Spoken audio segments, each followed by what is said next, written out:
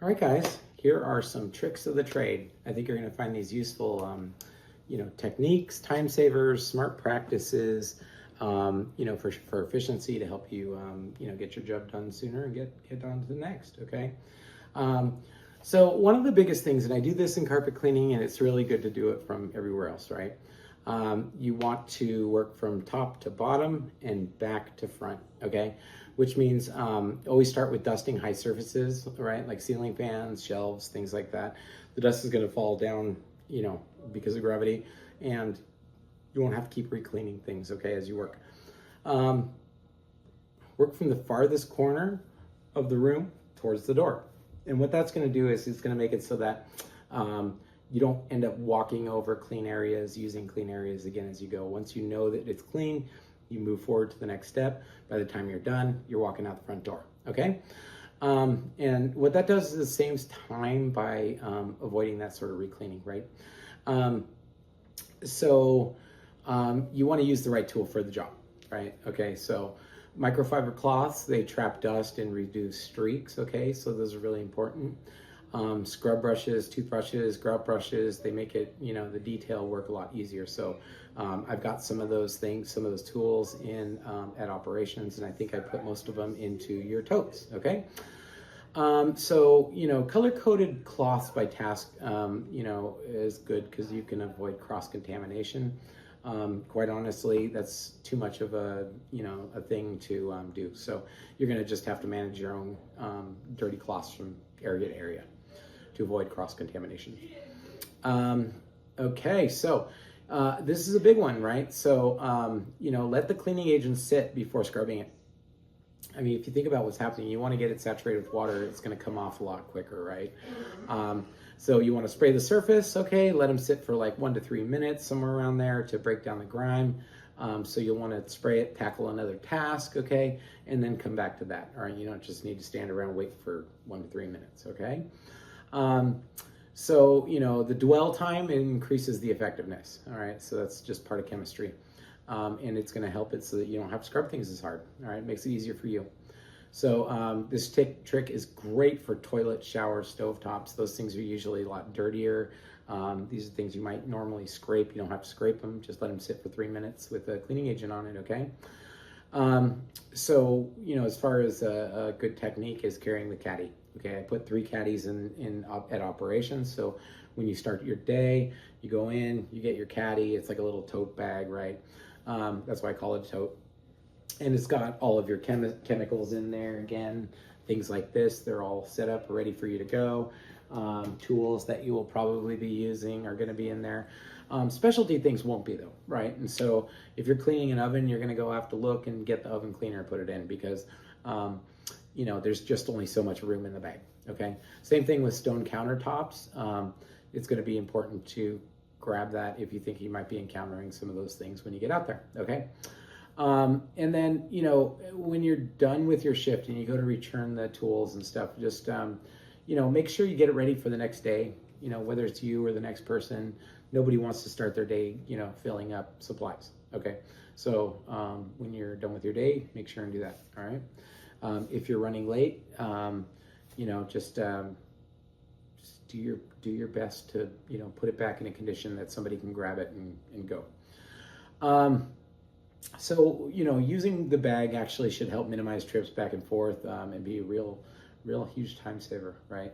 Plus it looks more professional.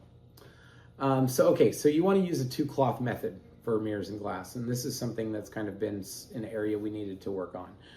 So this is a really important thing to listen to. When you're cleaning glass or other, dry or other surfaces like that are shiny, and you clean them with Windex and you take a cloth and you spray it down, you can end up with streaks in there, right? So what you want to do is you want to have 2 cloths, right? One to apply the cleaning agent and basically clean it, and the other to dry. The drying one should be a microfiber, okay? Always wipe in a consistent direction. Usually when I'm, cleaning a surface, for example, I'll go in like a figure 8 as I go. And what that does is it keeps from, being streaked, right?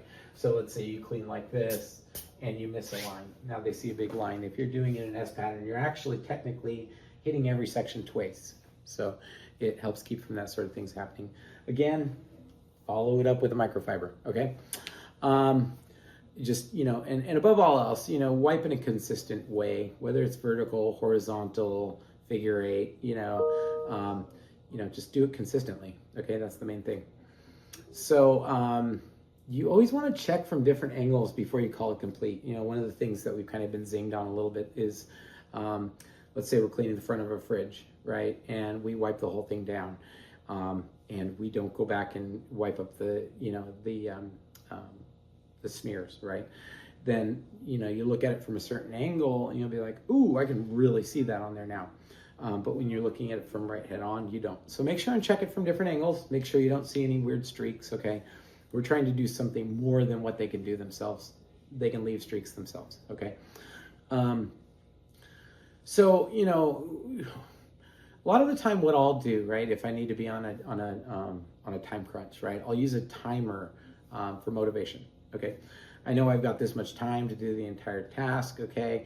And so I'm gonna set a timer for 4 minutes to do this one thing. That way you're able to stay focused and you can kind of challenge yourself to beat the time. That way, maybe you take a break, right? Maybe you get some extra time to, read in between your two jobs, whatever it may be. So challenge yourself on that. This will keep the pace high, right? And you just keep moving.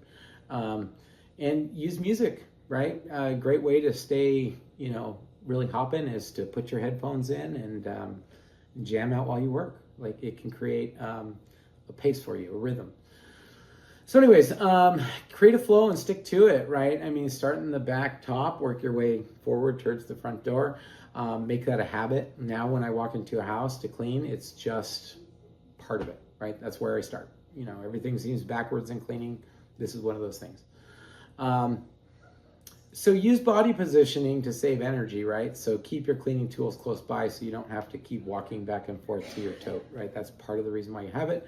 So you can grab it, move it around with you as you clean. Kneel on on a pad or something like that, or mat when you're cleaning low surfaces so you don't have to bend over, right? That's going to be a real important one.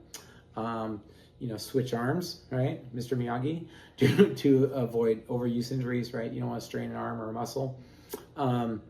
Use long-handled tools. You're cleaning up here. Don't try and, and tip over to get the ceiling fan. Just, use the right tool, all right? That's what they're there for.